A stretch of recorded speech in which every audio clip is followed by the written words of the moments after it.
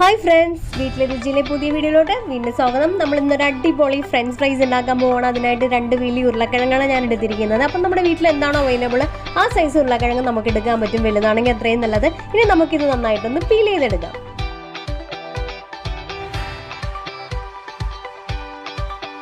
Peel ചെയ്ത ഉരുളക്കിഴങ്ങിനെ അപ്പോൾ തന്നെ വെള്ളത്തിലിട്ട് വെക്കാൻ മറക്കരുത്. അതിൻ്റെ പുറം ഭാഗം കറുത്ത കളറാകും. 2 ഉരുളക്കിഴങ്ങും പീൽ ചെയ്തതിന് ശേഷം നന്നായിട്ട് അതിനെ വെള്ളത്തിലിട്ടൊന്ന് കഴുകിയിട്ട് നമുക്കതിനെ കട്ട് ചെയ്തെടുക്കാം. കട്ട് ചെയ്ത് ഉരുളക്കിഴങ്ങ് ഇടാനായിട്ട് കുറച്ച് തണുത്ത വെള്ളം നമുക്ക് ആവശ്യമാണ്. അതിനായിട്ട് കുറച്ച് ഐസ് ക്യൂബ് ഞാൻ വെള്ളത്തിലോട്ട് ഇടുവാണ്. ഐസ് ക്യൂബ് കിട്ടിയില്ലെങ്കിൽ നമുക്ക് തണുത്ത വെള്ളമായാലും ഉപയോഗിക്കാം. നമുക്ക് ഇഷ്ടമുള്ള സൈസിൽ നമുക്ക് ഫ്രഞ്ച് ഫ്രൈസിനുള്ള പൊട്ടറ്റോസ് കട്ട് ചെയ്തെടുക്കാൻ പറ്റും. അപ്പോൾ എന്തോരം അതിൻ്റെ തിക്നെസ് കൂടുന്നോ അത്രയും അതിൻ്റെ വേവ് കൂടും. അതുമാത്രം നമുക്ക് ആ ഒരു കട്ട് ചെയ്യുന്ന ടൈമിൽ ശ്രദ്ധിച്ചാൽ മതി.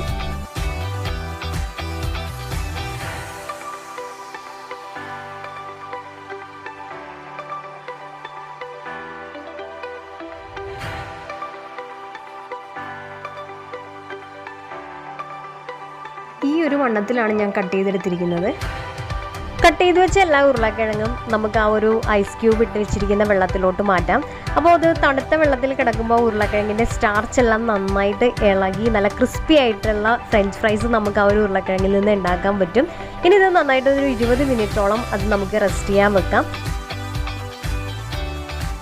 അതിൻ്റെ പശയെല്ലാം നന്നായിട്ട് ഇളകിയിട്ടുണ്ട്. ഇനി നമുക്ക് ആ ഉരുളക്കിഴങ്ങ് ആ തണുത്ത വെള്ളത്തിൽ നിന്ന് മാറ്റി വേറൊരു പാത്രത്തിലോട്ട് എടുത്ത് വെക്കാം.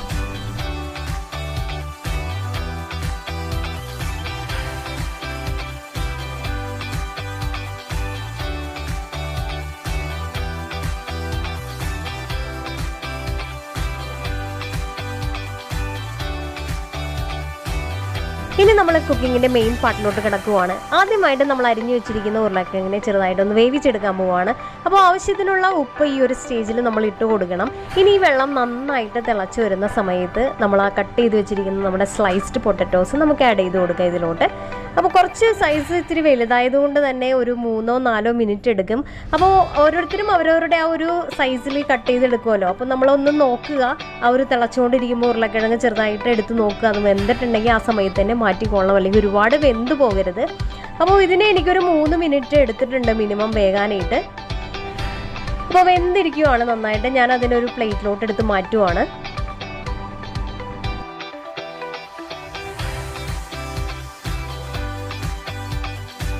അടുത്തതായിട്ട് നമ്മൾ ഇതിനെ ചെറുതായിട്ടൊന്ന് തണുപ്പിച്ചെടുക്കാൻ പോവുകയാണ്. അപ്പോൾ ഇതിൻ്റെ ആ ഒരു ചൂട് മാറിയതിന് ശേഷം ഈ പ്ലേറ്റിലോ അല്ലെങ്കിൽ വേറെ പ്ലേറ്റിലോട്ടോ മാറ്റിയിട്ട് നമുക്ക് ഇതിലൊന്ന് ഫ്രീസറിൽ വെക്കാം. അരമണിക്കൂറോ 1 മണിക്കൂറോ നമുക്ക് എങ്ങനെയാണോ സൗകര്യം അതിനനുസരിച്ച് നമുക്ക് ഫ്രീസറിൽ വെച്ച് ഇതിനൊന്ന് തണുപ്പിച്ചെടുക്കാം. അങ്ങനെ 1 മണിക്കൂറിന് ശേഷം നമ്മൾ ഫ്രീസറിൽ നിന്നും ഫ്രഞ്ച് ഫ്രൈസിനുള്ള പൊട്ടറ്റോസ് പുറത്തെടുത്തിരിക്കുവാണ്. ഇനി നല്ല തിളച്ച റിഫൈൻഡ് ഓയിൽ നമുക്ക് ഇതിനെ ഒന്ന് ഫ്രൈ ചെയ്തെടുക്കാം. നല്ല ഹൈ ഫ്ലെയിമിൽ തന്നെ ഗോൾഡൻ കളർ ആകുന്നത് വരെ നമുക്കിതിനെ നന്നായിട്ട് തന്നെ ഫ്രൈ ചെയ്തെടുക്കാം.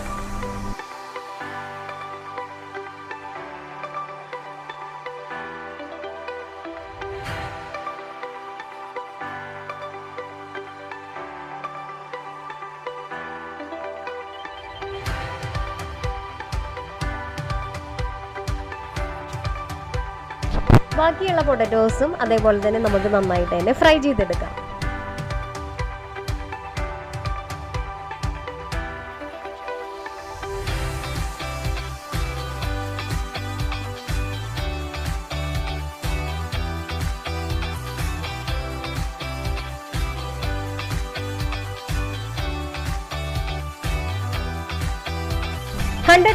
ക്രിസ്പി ആയിട്ടുള്ള ഹോം മെയ്ഡ് ഫ്രഞ്ച് ഫ്രൈസ് ഇവിടെ റെഡി ആയിട്ടിരിക്കുവാണ്. സിമ്പിൾ ആയിട്ടുള്ള ഈ റെസിപ്പി എല്ലാവർക്കും ഇഷ്ടപ്പെട്ടെന്ന് വിശ്വസിക്കുന്നു.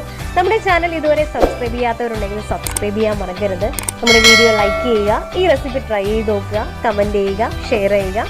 പുതിയൊരു വീഡിയോയുമായി വരുന്നവരെ എല്ലാവർക്കും ബൈ. Thank you.